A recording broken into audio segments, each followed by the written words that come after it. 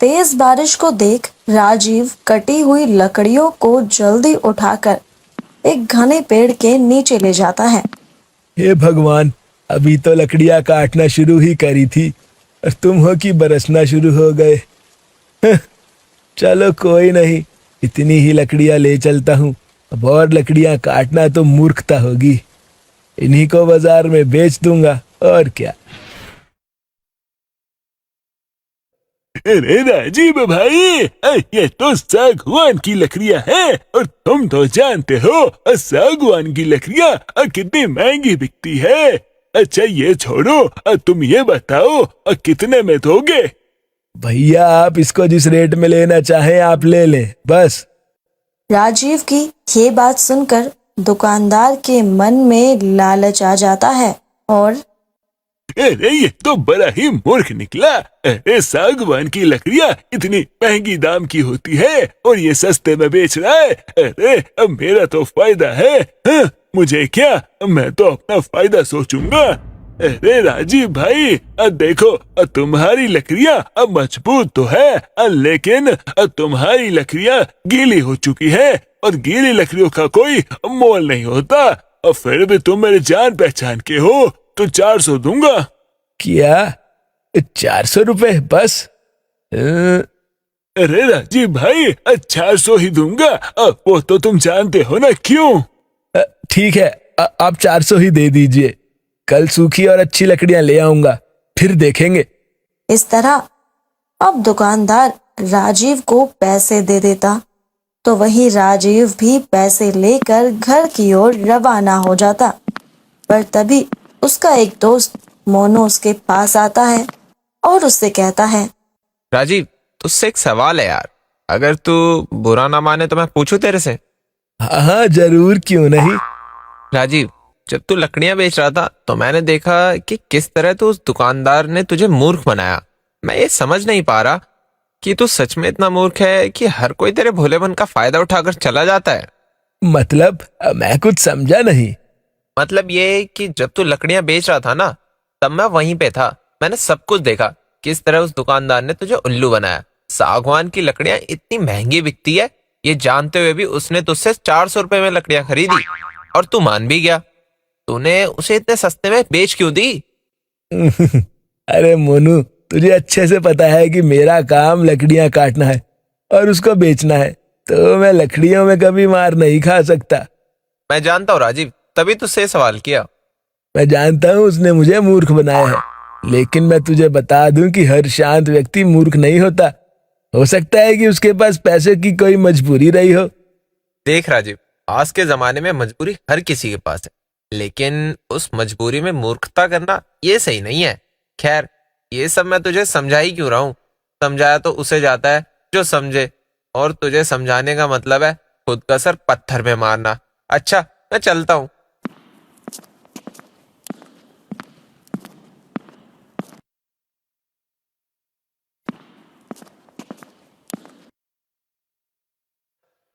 आप आ गए, रुकिए मैं आपके लिए पानी लेकर आती हूँ। शांति पानी लेकर आती है तो वहीं राजीव भी हाथ मुंह धोकर घर के आंगन में खाट पर बैठ पानी पीता है। आज तो बारिश हो गई थी, फिर आप ये पैसे कहाँ से लेकर आए हो? अरे शांति, मैंने सागवान की लकड़ियां काटी थी और तुम्हें तो पता है उनका रेट क्या है।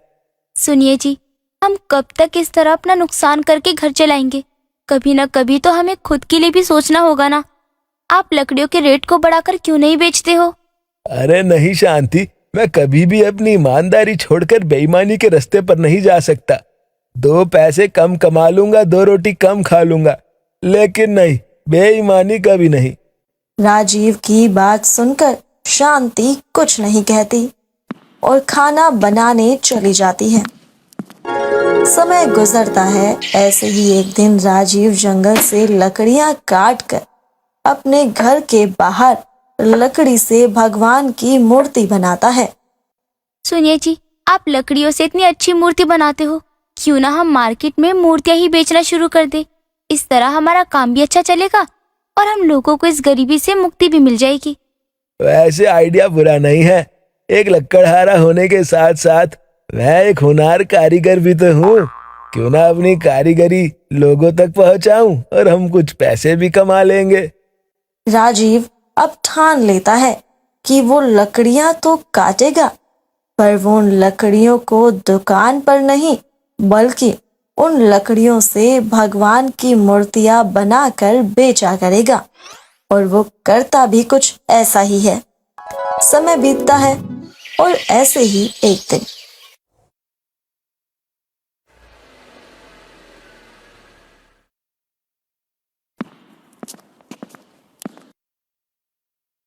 वाह, देखने में तो बड़ी ही खूबसूरत लग रही है। क्या आप मुझे बता सकते हैं कि इस मूर्ति के कारीगर कौन हैं? जी, इस मूर्ति को मैंने ही बनाया है। सच में? इस मूर्ति का दाम क्या है? जी हाँ, और इसका दाम ज्यादा नहीं, बस 500 रुपए है। क्या इतनी खूबसूरत मूर्ति सिर्फ 500 रुपए में? ये कैसे पॉसिबल हो सकता है? एक तो तुम खुद कारीगर हो, ऊपर से इस खूबसूरत मूर्ति को तुम सिर्फ 500 रुपए में बेच रहे हो। साहब, जब गरीबी आती है ना तो हम गरीबों के लिए 1 रुपया भी लाखों रुपए जितना बराबर होता है। ये कारीगर है और मुझे ऐसे ही कारीगरों की जरूरत है जो मेरी दुकान में काम कर सके और मेरी दुकान को आगे बढ़ा सके। ये गरीब है, अगर मैं इसको थोड़े पैसे का लालच दूंगा तो ये तो मेरे साथ शहर चलने को राजी हो जाएगा। अगर ऐसी बात है तो तुम मेरे साथ शहर चलो, मैं तुम्हें महीने के 25,000 दिलवा दूंगा। तुम बस मुझे ऐसी ही मूर्तियां बनाकर देते रहना और भी बहुत कुछ बनाकर देना जिससे मेरी दुकान चल सके। मुझे तुम जैसे कारीगर की जरूरत है, पूरी लगन से और ईमानदारी से जो लोग अपना काम करना जानते हैं, मुझे वैसे ही लोग चाहिए। मोहन की बात सुनकर राजीव सोच में पड़ जाता है। किस सोच में पड़ गए? देखो, मौका अच्छा है, अगर मेरे साथ चलोगे तो फायदे में रहोगे क्योंकि तुम्हारा रहना खाना सब कुछ मैं करूंगा। वो साहब, मैं आपको इसका जवाब अभी नहीं दे सकता। अगर मैं अकेला रहता तो आपके साथ चल देता, लेकिन मेरी पत्नी के साथ रहता हूँ। अब उससे बिना पूछे मैं कोई जवाब नहीं दे सकता आपको। ठीक है, मुझे तुम्हारे जवाब का इंतजार रहेगा। ये लो मेरा कार्ड, तुम इस पर मुझे कॉल कर देना, मैं तुम्हें लेने के लिए आ जाऊंगा। इतना कहकर मोहन अपनी गाड़ी में बैठ वहां से चला जाता है। शांति को देख राजीव आज की हुई बातें उसे बता देता है। पर आप वहाँ जाएंगे तो रहेंगे कहाँ और आप खाएंगे क्या? तुम चिंता क्यों करती हो? उन्होंने कहा है कि वो सब कुछ देंगे। अरे, जब सब ठीक हो जाएगा मैं तुम्हें अपने पास बुला लूंगा। राजीव की बात सुनकर शांति उसकी बात से सहमत हो जाती है और इस तरह राजीव अपने गांव के पीसीओ पर जाकर मोहन को कॉल करता है और उसे बताता है कि वो उसके साथ शहर चलने को तैयार है।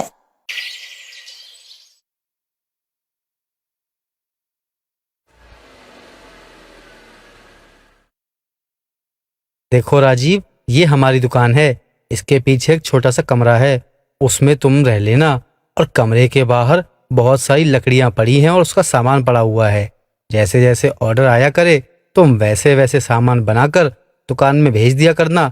हमारे दुकानदार हर समय दुकान में ही बैठे रहते हैं और अगर कभी कभी वो दुकान पर नहीं होते हैं तो भी तुम्हें दुकान संभालनी पड़ेगी। ठीक है भैया, जैसा आप कहेंगे हम वैसा ही कर देंगे। इस तरह से समय गुजरता है और गुजरते समय के साथ राजीव अपना काम मन लगा कर करता है। देखते ही देखते 2 महीने गुजर जाते हैं और इन 2 महीनों में राजीव अपने ऊपर एक भी पैसा खर्च ना कर अपनी बीवी को सारा पैसा भेज दिया करता। ऐसे ही एक दिन एक अमीर आदमी जिसका नाम अरविंद था आता है और वो दुकान के मालिक को एक ऑर्डर लिखवाता है। अरे भाई साहब, मुझे एक मजबूत लकड़ी की काठी चाहिए अपने बच्चे के लिए। काठी जितनी मजबूत होगी पैसा उतना ही मोटा दूंगा मैं। इसका मतलब है कि मैं इन लोगों से जितना पैसा मांगूंगा ये मुझे उतना पैसा देंगे। एक काम करता हूँ, ये ऑर्डर ले लेता हूँ, बाकी बाद में देखी जाएगी। ठीक है, आप मुझे एक बार बता दीजिए कि आपको किस तरह की काठी चाहिए। ठीक है, देखो देखो भाई साहब, ऐसा होना चाहिए। अगर काम अच्छा हुआ तब समझ लो मैं आपकी किस्मत का ताला खोल दूंगा। अरविंद की बात सुनकर मोहन के मन में लालच आ जाता है और वो बिना सोचे समझे उस ऑर्डर के लिए हाँ कर देता है।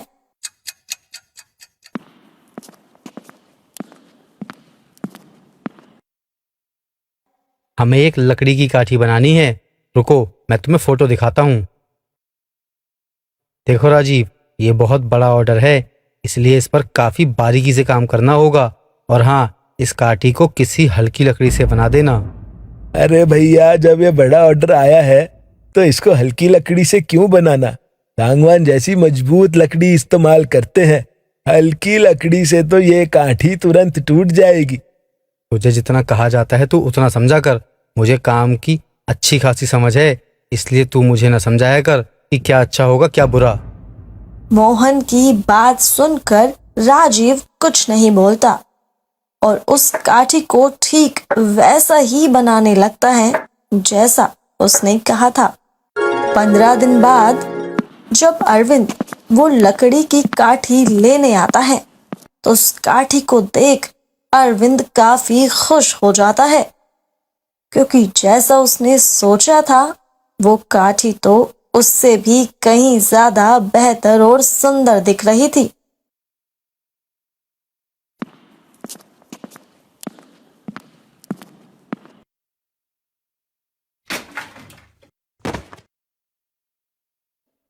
अरविंद के बेटे को काफी चोट लग चुकी थी।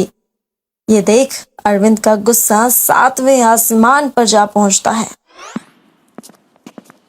क्या हो गया अरविंद जी, आप इतने गुस्से में क्यों हैं? अरे तूने मुझसे भरमार पैसा लिया लेकिन काठी इतनी घटिया बनाई है।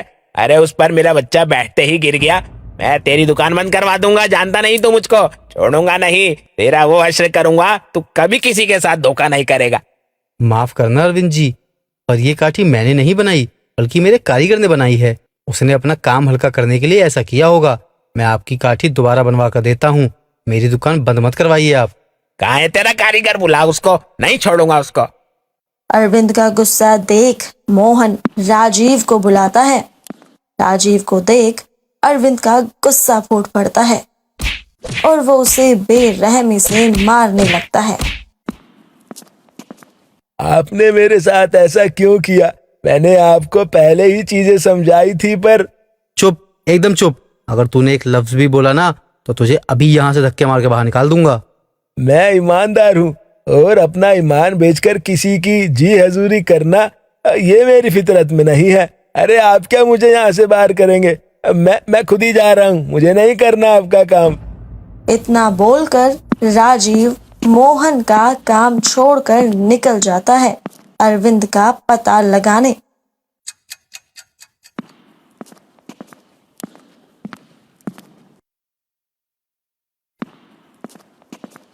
राजीव की शक्ल देख अरविंद का गुस्सा एक बार फिर 7वें आसमान पर पहुंच जाता है।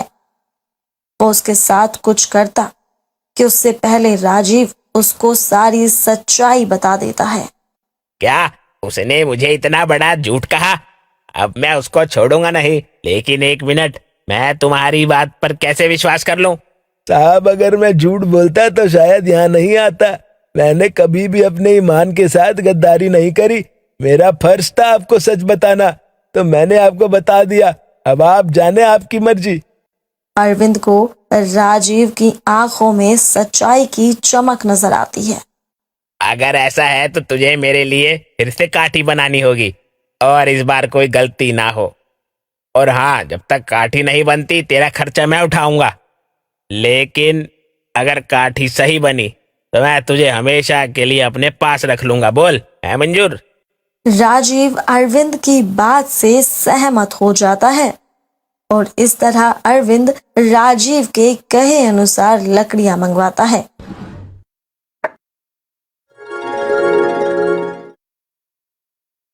काठी देख अरविंद को यकीन हो जाता है कि मोहन झूठ बोल रहा था, जिसके बाद अरविंद मोहन को पुलिस के हवाले कर देता है और राजीव को हमेशा के लिए अपने घर में काम करने के लिए रख लेता है।